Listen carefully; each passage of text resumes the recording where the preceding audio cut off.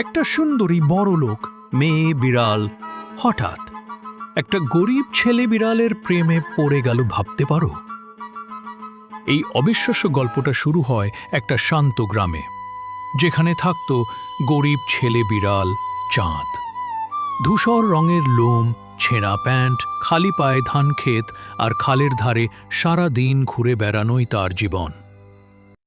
অন্যদিকে শহর থেকে ছুটি কাটাতে আসে ধনী পরিবারের মেয়ে বিড়াল মিনু, যার গায়ে চকচকে নীল ফ্রক, গলায় সোনার ঘণ্টা আর চোখে অহংকারের ছায়া। প্রথম দেখাতে মিনুর চোখে পড়ে চাঁদের দিকে। ধুলোয় ভরা হলেও ছেলেটার চোখে ছিল স্বপ্ন আর সাহস। ধীরে ধীরে চাঁদের সরলতা আর সাহসে মুক্ত হয়ে যায় মিনু।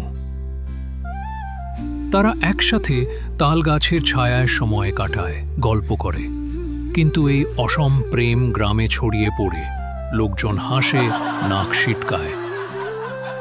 তবু চাঁদ আর মিনু ভয়ে দমে যাক না।